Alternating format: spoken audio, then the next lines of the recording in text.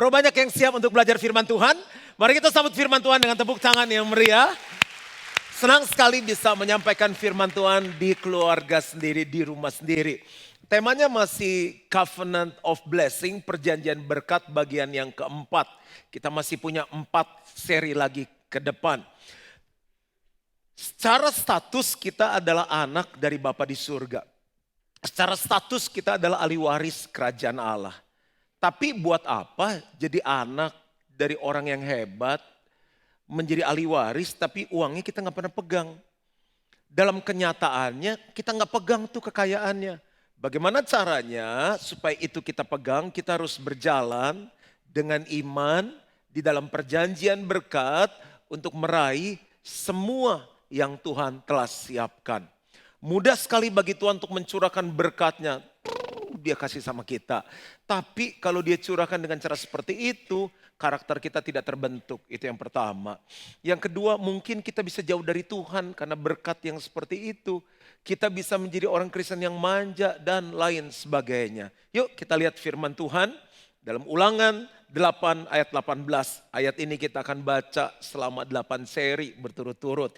Tetapi haruslah engkau ingat kepada Tuhan Allahmu, sebab dialah yang memberikan kepadamu kekuatan untuk memperoleh kekayaan. Coba bilang sama-sama, kekuatan.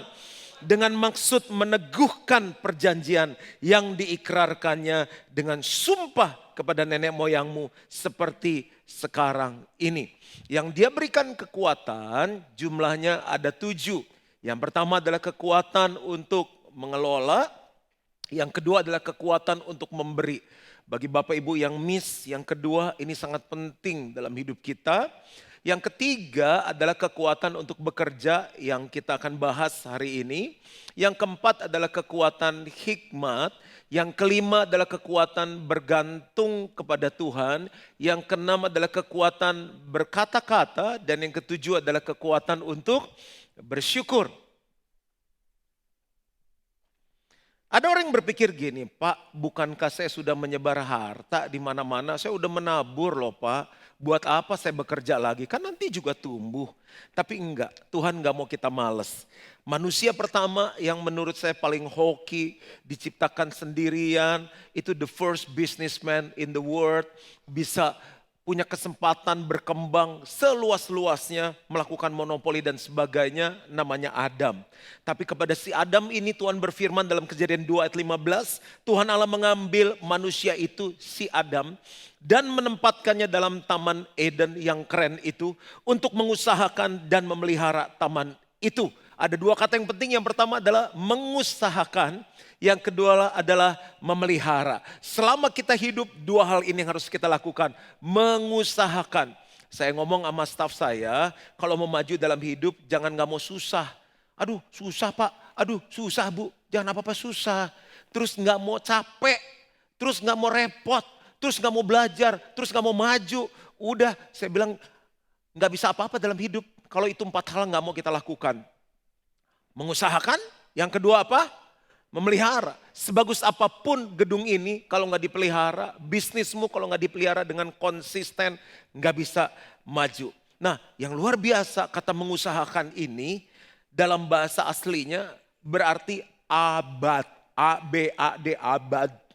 Artinya menyembah atau taat atau melayani. Jadi waktu kita bekerja, kita sedang menyembah Tuhan. Waktu kita bekerja, kita sedang melayani Tuhan. Waktu kita bekerja, kita sedang taat sama Tuhan. Ulangan 28 ayat yang ke-8. Tuhan akan memerintahkan berkat ke atasmu, di dalam lumbungmu, dan di dalam segala usahamu. Ia akan memberkati engkau di negeri yang diberikan kepadamu oleh Tuhan Allahmu. Tuhan kasih kita negeri di mana? Di Indonesia, jangan dikit sepi. Pindah luar negeri, dikit-dikit bangkrut terus, pindah luar negeri, luar angkasa. Jangan. Dari bulu aja udah ketahuan. Siapa yang bulunya tebal di dadanya? Kalau yang tinggal 4 musim biasanya dadanya berbulu. Kalau kita yang polos-polos, lokal sudah. Indonesia, tanah air beta. Ini lulusan luar negeri semua.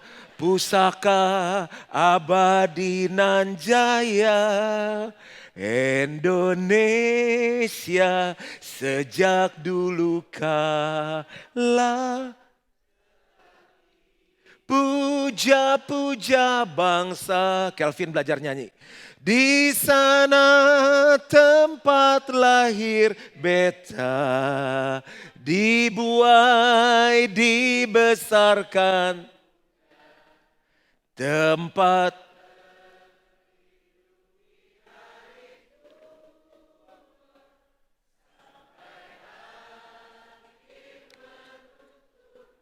ini cocok sekali diundang ke istana. 17 Agustus 1945. Bagus banget nih Pik suaranya ya. Jadi ada dua. Bagian Allah apa? Mencurahkan berkat atas pekerjaan kita. Yang berikutnya adalah bagian kita bekerja dengan iman. Aduh, kita hidup di zaman yang gak menguntungkan ya. Jangan salah, nenek moyang kita Abraham sampai 75 tahun masih bekerja. Baca aja Alkitab. Anaknya Isa kan anak orang kaya. Dia berkali-kali menggali sumur karena ditutup oleh orang Filistin. Cuma gali sumur. Coba aja Gi, ke depan tuh gali sumur. Susah itu gali sumur, ditutup semua orang Filistin, digali sampai airnya keluar. Kerja anak orang kaya juga. Papa saya kan kaya, hidup dari deposito. Hidup aja dari deposito coba.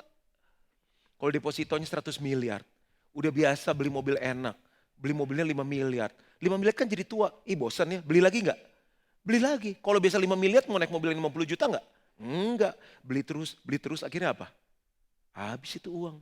Coba kalau biasa minum wine yang $20. Terus kena wine yang $2.000 karena orang tuanya kaya. Udah $2.000, minum yang $20.000. $2.000, ada wine yang 1 miliar harganya. Itu udah addicted gak bisa lepas. Gaya hidup membuat sekaya apapun habis kalau kita gak bekerja. Apalagi yang berikutnya, Yakub bekerja keras dengan Laban. Sampai akhirnya dia kaya. Yesus Pak, Yesus kerja keras, bangun pagi-pagi. Nggak ada Alkitab lalu waker bunyi jam 11:30 siang, krik, lalu Yesus bangun. Nggak ada. Yesus bangun, ini nggak nyindir yang kebaktian siang loh ya. Maksudnya Yesus bangun waktu hari masih pagi, ini kan hari libur, weekend, hari-hari biasa kan, subuh kan bangunnya kan. Iya kelihatan kok. Nah, habis bangun kencing terus tidur lagi. Nah, Yesus sampai lupa, kerja keras bangun pagi, pindah kota ke kota lain gak pakai private jet. Jalan kaki, menyembuhkan orang sakit dan melakukan mujizat. Yesus bisa gak nganggur? Kirim-kirim nih sapu tangan nih, ntar kena sapu tangan semua. Enggak, dia jalan, dia doa. Bapak di surga enak dong, cuma pangku kaki, terus kipas-kipas. Enggak. Yohanes 5 ayat 17, Yesus berkata kepada mereka, Bapakku bekerja sampai sekarang juga. Loh, memang Bapak Ibu doa yang jawabin siapa? Bapak masih kerja, maka aku pun kata Yesus bekerja juga. Kalau kita baca ulangan 28 tadi, ayat 1 sampai ending ayat 8, Tuhan berkati kita, dia bilang apa? Segala usahamu nih, deskripsinya ditulis detail. Coba kita lihat, yang pertama pekerjaan di kota dan di desa. Mau bisnis di kota, mau bisnis di desa, Tuhan bilang aku akan perintahkan berkat turun. Daerah itu jangan main-main, duitnya banyak. Jakarta itu cuma apa? Menangnya ibu kota, kosmopolitan, metropolitan, biaya hidup tinggi. Daerah jangan main-main tuh, di bawah kasur duitnya. Coba tuh ke daerah Temanggung situ tuh, penghasil tembakau, aduh duitnya ya seajab-ajab Tuhan. Itu main ke Batubara tuh daerah Kalimantan. Jangan pikir di sana Tuhan gak bisa berkati. Siap kalau Tuhan kirim ke desa? Ya. Jadi tempat gak pengaruh ya? Gak pengaruh. Lalu apa pekerjaan pengembalaan dan pertanian? Tuhan bisa berkati. Jadi nanti ya kalau ada calon mantu atau apa, atau dikenalin cowok. Sebelum kenalan tanya kerja apa? Ternak kodok. Gak mau ternak kodok. Jangan salah, kodok suike itu. Kalau dia se-Indonesia dia pegang, coba restoran-restoran Chinese food. Kodok batu, cai sayur asin. Itu mantap. Apalagi kodok goreng mentega. PO. Nah bayangin, dia ternak kodok tapi supply seluruh Indonesia. Berikutnya apalagi? Pertanian. Pertanian tuh apa sih? Apa tuh? Padi, apalagi kopi, jagung, cengkeh,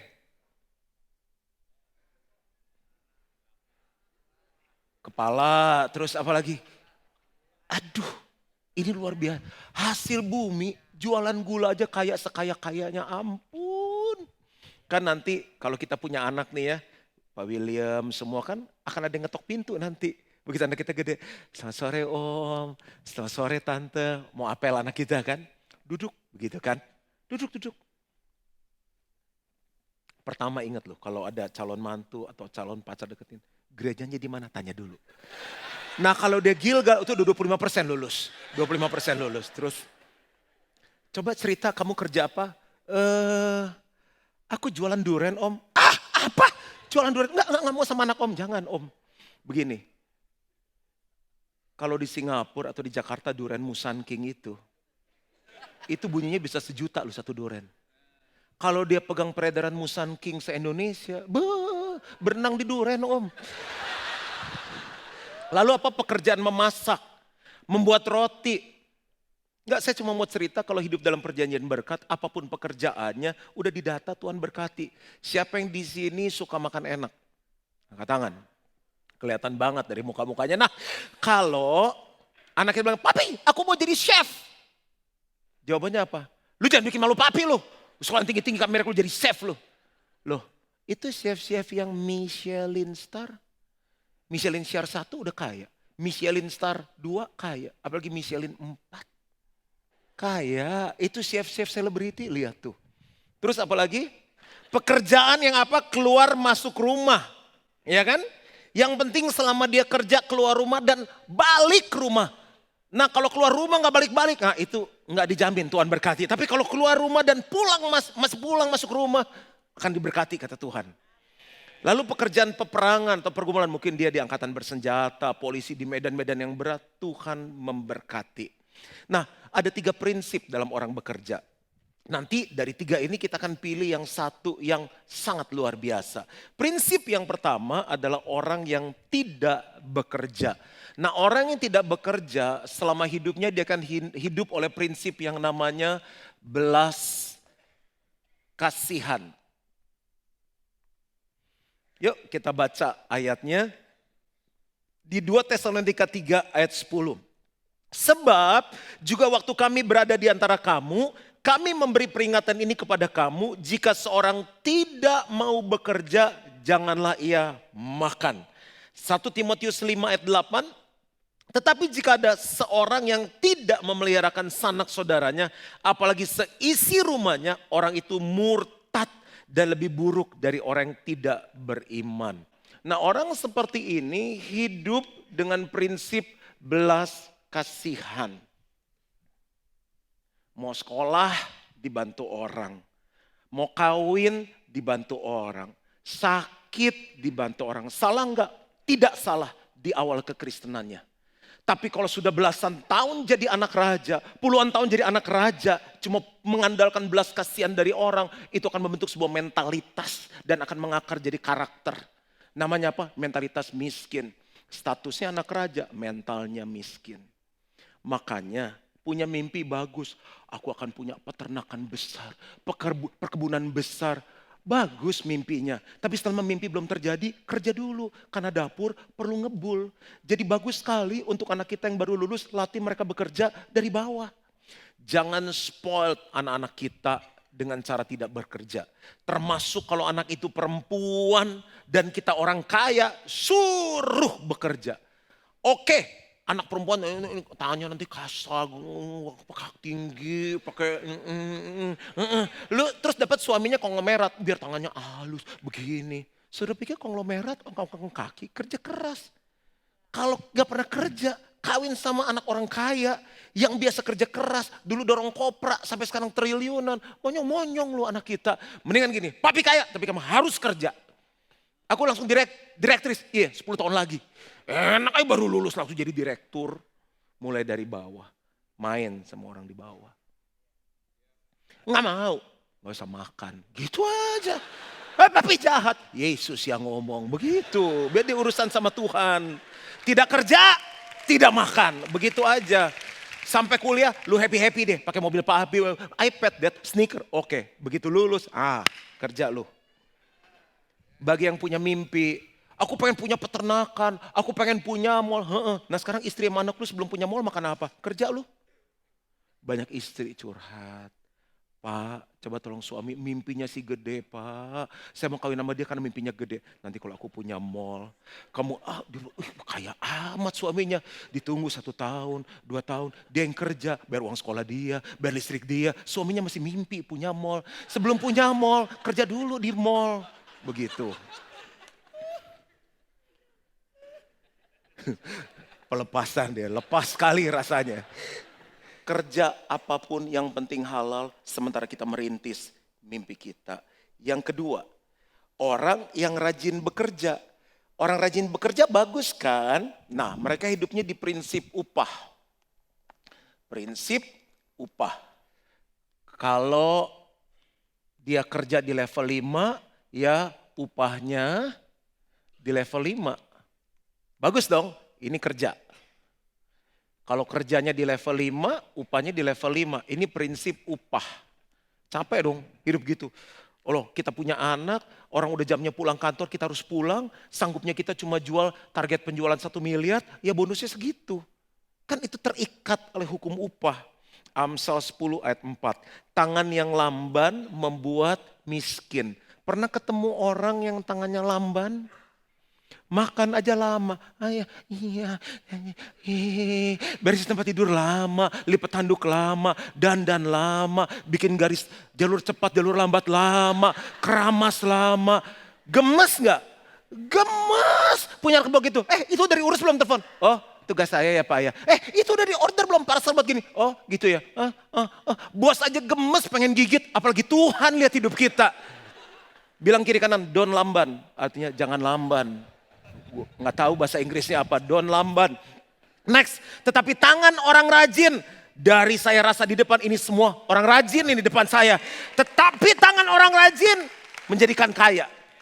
Itu firman Tuhan loh. Nah, kita lahir netral. Most of the babies are bald, botak. Ada beberapa yang udah gondrong lahir, tapi nggak ada yang lahir dengan liontin berlian, nggak ada yang lahir dengan sneakers.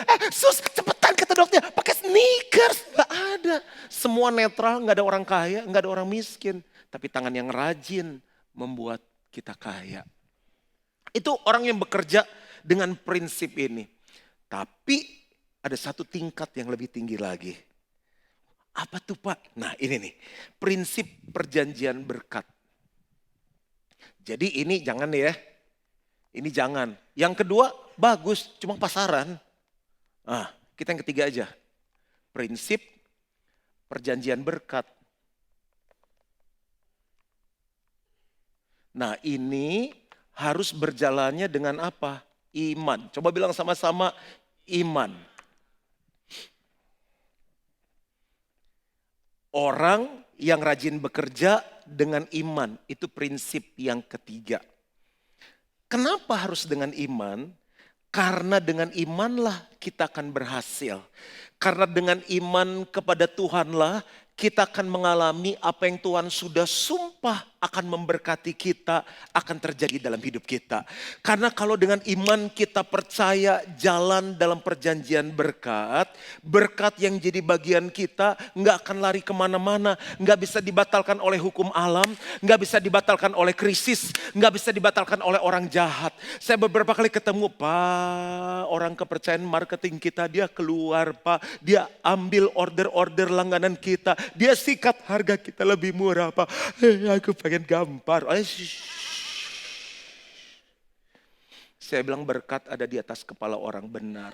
Perjanjian kamu dengan Tuhan waktu Tuhan mau berkati nggak bisa dicuri, dikecilin oleh maling-maling itu saya bilang.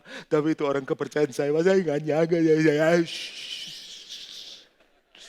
Jadi kayak orang nggak punya Tuhan. Restoran. Pak, chef saya, Pak, itu pelanggan kurang ajar. Dia lagi makan, dipanggil chefnya, dipikir mau dikasih tip. Dia tanya, lu digaji berapa di sini? Murah amat, lu kerja sama gue gaji lebih gede. Gue kasih saham, Pak. Sakit, Pak. Itu chef terbaik kita. Saya bilang bukan terbaik, Pak. Itu second best. Kalau terbaik, dia akan setia sama Bapak.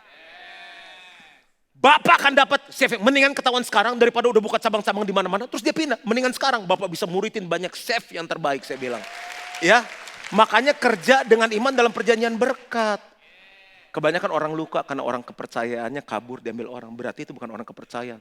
Tuhan bilang ini, kamu kan jadi gede. Aku ganti nih yang gak benar-benar, gak becus-becus. Aku pinggirin, aku kasih sama orang yang benar. Gitu. Oh banyak rupanya yang kena. Oke, soalnya yes semuanya. Nah, bekerja dengan iman ada 3. Nah ini inti khotbah pastor sebetulnya. Yang pertama, kalau mau bekerja dengan dalam perjanjian berkat dengan iman, kita mesti mengerti yang namanya dasar. Dasar yang benar ada 2, yaitu kasih Allah. Yang kedua adalah kuasa Allah. Dari mana Pak ayatnya? Kita lihat Ibrani 11 ayat yang pertama. Sekarang iman adalah dasar dari segala sesuatu yang kita harapkan. Semua orang kerja, semua orang bisnis pasti punya pengharapan. Tapi harus ada dasar. Dan bukti dari segala sesuatu yang tidak kita lihat. Kerjaannya boleh jenis apapun, boleh bidang apapun. Kalau kita jadi profesional, boleh dari level paling bawah sekalipun. Tapi waktu kita bekerja dengan iman di dalam perjanjian berkat, selalu ingat, aku bekerja ada dasarnya. Yang pertama, kasih Allah. Tuhan sayang sekali sama aku, apapun pekerjaan aku.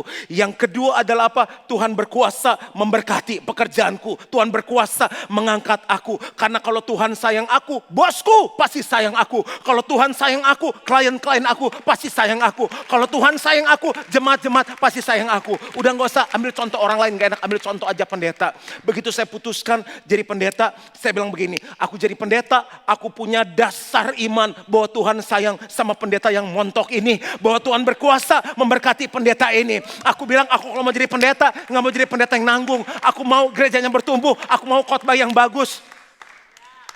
Dengan prinsip yang luar biasa ini, siapa yang yakin pasti diberkati bekerja apapun. Yakin? Kalau anak kita bilang, papi aku mau jadi pendeta, apa jawaban kita? Udah mikir tuh? Istri yang nyubit, papa jangan cepet-cepet dong pak, emosi.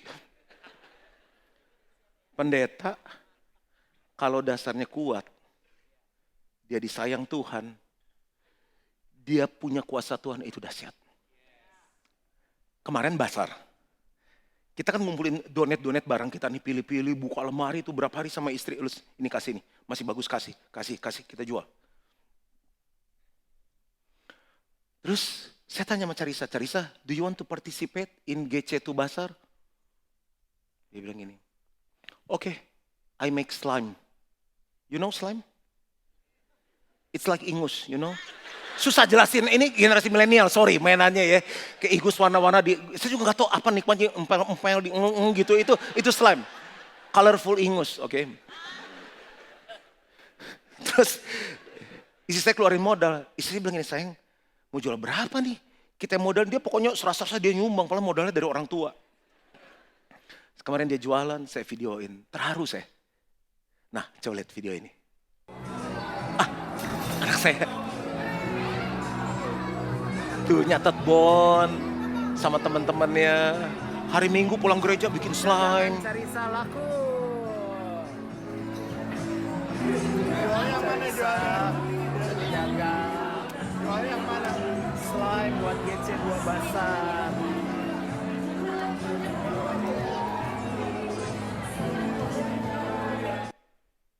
Mana lihat fotonya coba. Ini saya foto. Nah, foto kedua coba. Ini saya kasih tahu ceritanya kenapa ini terjadi. Begitu dia kerja, apapun juga dia kerja. Tiba-tiba pas saya sayang banget. Aduh, saya bilang, ini anak kok bisa punya hati buat pembangunan. Tiba-tiba Tuhan ngomong gini tuh. Anak-anakku nih di gereja, kerja apapun, aku sayang sama mereka. Aku bangga sama mereka. Dia cuma jual slime. Dia nggak jual kayak yang lain-lain tuh, jual bami yang laku 600 mangkuk. Enggak. Slime, colorful ingus. Tapi saya sayang, saya videoin anak saya. Bangga. Bapak ibu mau kerja apapun Bapak bangga selama kerja. Yang kedua, itu kenapa saya minta satu pekerja beli. Ada yang beli, harga slime itu 25.000. Dibayar 20.000. Tuan anak bengong, megang 20.000. Saya bilang kenapa itu? Itu 5.000-nya belum. 20.000. Aduh, jadi dia ceritanya dirugiin orang kan. Nggak terima saya sebagai bapaknya. Kalau bapak ibu juga disolimi orang, Tuhan nggak terima. Saya bilang gini, Jack sini. Lu beli tuh slime tuh, anak gue lagi sedih tuh. Beli, dia lah mau beli. Tuhan bilang hal yang sama. Dia mau bisnis restoran. Kalau dia jalan dalam iman, bahwa Tuhan sayang, Tuhan berkuasa. Tiba-tiba orang pulang gereja pengen makannya kepala ada saja bisa. Itu bisa. Berjalan dalam iman yang pertama, dasarnya Tuhan sayang sama saya. Tuhan berkuasa dan bisa memberkati saya. Apapun pekerjaan mau keluar dengan bangga sebagai anak Tuhan. Tuhan sayang aku. Kalau Tuhan sayang aku, bosku pasti sayang aku. Pasti naik gaji. Gitu. Dan Tuhan berkuasa, pasti penjualannya tercapai. Udah yakin tuh tepuk tangannya kayak begitu? Nah itu untuk Tuhan. Bilang sama-sama dasar. Yang kedua, visi. Berjalan dengan perjanjian berkat di dalam iman harus punya visi. Visi itu mimpi. Ada banyak orang hidupnya gak bisa maju karena gak punya mimpi. Efesus 3 ayat 20 bilang ini, bagi Tuhanlah yang sanggup melakukan jauh lebih banyak dari yang kita doakan atau pikirkan. For God who is able to do exceedingly abundantly more than you pray or imagine or dream or see. Tuhan gampang. Oh ini mimpinya. Ayo malaikat kita lakukan lebih besar. Kalau nggak punya mimpi, pusing surga. Bagaimana ya? Begitu. Coba bilang sama-sama mimpi. Mimpilah yang banyak. Karena mimpi itu gratis. Itu prinsip nomor 1 dalam bermimpi. Yang kedua, mimpilah yang besar. Karena kalau mimpinya kecil, Tuhan kita besar. Oh, gak usah deh malaikat kecil, biar sendiri aja. Tapi kalau mimpinya besar, kita gak sanggup. Tuhan bilang, ini besar, ini spesialis kita. Karena namanya Tuhan yang besar. How great is our God. Nama spesialisnya besar. Dia suka mimpi-mimpi yang besar. Thank you mom, I love you. Mama sayang amin. Ibrani 11 ayat 3, karena iman kita mengerti bahwa alam semesta telah dijadikan oleh firman Allah. Sehingga apa yang kita lihat, gunung, pohon, sungai, laut. Sehingga apa yang kita lihat sekarang terjadi dari apa yang tidak dapat kita lihat. Kenapa pengusaha-pengusaha bisa jadi besar? Because they can see what other people cannot see.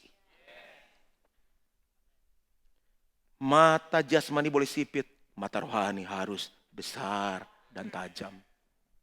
Loh, saya ketemu arsitek kan dikasih gratis. Yang bangun Esplanade, yang bangun Resort World. Ditanya, Bapak mimpinya apa? Itu pertanyaan pertama. Yang kedua, kebutuhan gerejanya apa? Saya bilang, saya mau bikin kayak concert hall. Belakangnya nanti ada backstage yang 2 kali lipat dari ruangan. Ini gereja atau konser? Kan Bapak nanya mimpi gereja kan? Dia bingung, lihat dengar mimpi bingung. Terus saya bilang nanti mau ada pohon-pohon besar, ada kolam koi. Gereja di kolam koi. Tadi kan nanya mimpi, jadi emosi saya. Terus nanti saya bilang ada kereta anak turun ke dalam. Tadi ada coffee shop, ada begini. Dengerin saya gitu. Jadi atau enggak yang penting mimpi dulu. Tuhan seneng.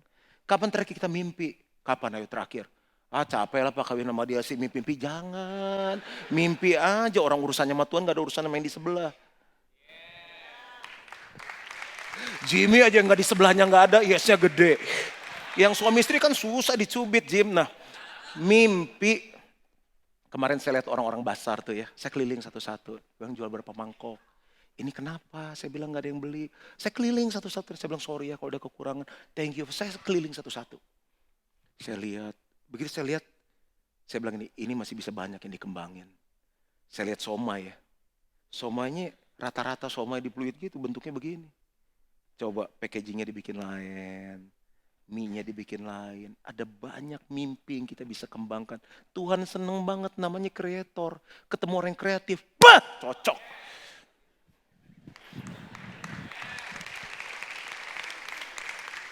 Punya visi. Tadi yang mimpin pujian Wawan Yap, bagus saya senang kalau dia nyanyi. Dia salah satu wedding MC terkenal. Tadi khotbah pertama saya bilang ini, Wan, kalian punya mimpi. Jangan sampai kamu umur 80 tahun, kita panggilkan MC-nya Wawan. Bentar. Aduh Wan, coba lu bangkitin Wawan-Wawan yang lain yang besar, yang lebih hebat dari kamu. Saya harus punya mimpi, Juan Mogi akan tua. Terus gerejanya besar, Juan Mogi mati, kita mati juga semua. Jangan, harus punya mimpi. Orang gratis kok. Yang ketiga, yang terakhir, kita selesai. Ketaatan. Ini beda kan? Prinsip yang 3 beda sama yang 1 sama yang 2. Taat. Punya mimpi, jangan jalankan seenak. Udah kita harus taat. Ibrani 11 ayat 7. Karena iman, maka Nuh dengan petunjuk Allah tentang sesuatu yang belum kelihatan dengan taat mempersiapkan bahtera untuk menyelamatkan keluarga. Saya kasih gambaran ya di Timur Tengah itu. Itu padang gurun, panas. Terus Tuhan bilang begini, Nuh, nah Tuhan bikin bahtera. Bahtera di padang gurun, bikin bahtera. Untung Nuh taat, siap. Itu bekerja di dalam perjanjian berkat dengan iman. Panjangnya segini ya Nuh. Anak cuma segini Tuhan, pokoknya panjangnya segini. Tingginya segini, dalamnya segini. Bikin petak-petak, ada lantai 1, lantai bawah, lantai tengah, lantai atas. Pintunya begini, itu detail. Kalau kita baca Alkitab, dikerjain semuanya. Bayangin gak, padang gurun ada bahtera. Orang lewat bilang gini, kasiannya si Nuh semenjak berjemaat di Gilgal kayaknya agak kurang seon dikit tuh, agak miring-miring. Nanti kalau kita berjalan dalam perjanjian berkat, orang kan bilang kita aneh. Sebodoh amat. Jangan lihat orang di awalnya, wow. Lihat akhirnya bagaimana. Depan boleh oke, akhirnya oke enggak? It takes time to know people. Nah, udah selesai jadi. Tuhan bilang, masuk Nuh. Gila, panas-panas begini Tuhan masuk. Masuk. Terus jangan lupa, bawa binatang disebutin satu-satu. Semuanya harus sepasang, ada yang 7 pasang. Semuanya gak boleh ketinggalan ya Nuh. Bayangin gak sih, dia giring semut. Semut api, semut merah, semut hitam, semut apalah, semut cinta. Satu-satu, udah rapi mau masuk. Anaknya main-main, keinjak semut, ulang lagi nyari semut. Tapi ada satu yang pasti kita akan sukacita dan tepuk tangan. Nuh tidak melupakan, dia bawa babi sepasang. Sehingga saat Imlek kita masih bisa makan apa?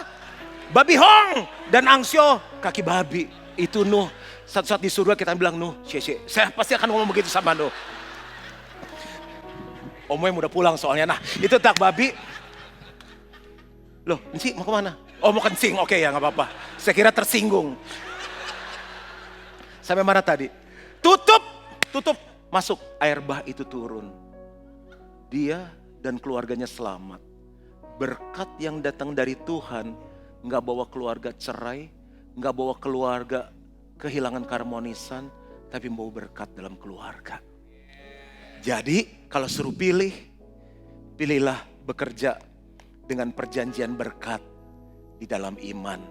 Miliki dasar, kerja apapun, gajinya masih dikit. Tuhan sayang saya, Tuhan berkuasa memberkati saya. Yang kedua, punya mimpi. Walaupun sekarang kerjanya teller, ngitung uang orang. Begitu lihat kantor yang besar bilang gitu, satu saat aku akan duduk di situ. Masih ngitung uang orang. Kantor apa yang ruangannya besar itu? Presiden, direktur, bukan gudang. Aku akan kerja di sana, presiden direktur. Itu punya mimpi. Yang berikutnya adalah apa? Taat. Exactly. Perpuluhan Tuhan, siap. Benih Tuhan, siap. Pajak yang benar, siap. Itu hidup dalam perjalanan berkat. Udah selesai, Tuhan memberkati. Yuk bangkit berdiri sama-sama. Ku rindu setiap waktu hidupi kebenaran-Mu, bukan dengan kuatku, namun karena Roh-Mu. Yesus Kau yang ku pegang teguh. You are the source. Amin. Yuk kebaktian 3 sama-sama katakan, Engkaulah Tuhan. Engkau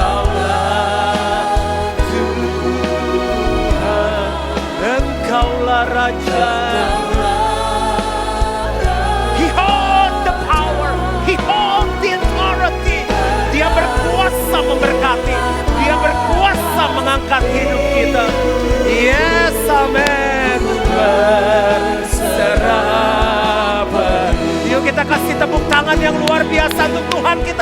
Dan sama-sama katakan, Engkaulah Tuhan. Yes, you are Lord. Engkaulah Raja. Berdaulat atas hidupku.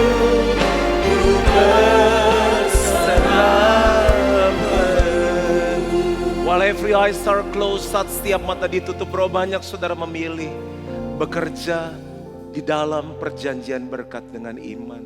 Kalau itu engkau orang yang angkat kedua tanganmu, aku berdoa setiap tangan-tangan yang diangkat, biar pulang dari tempat ini mereka selalu ingat Tuhan sayang aku, Tuhan berkati aku apapun pekerjaannya. Taruhkan mimpi-mimpi baru, karena bagi Tuhan yang sanggup melakukan jauh lebih banyak dari apa yang kita mimpikan.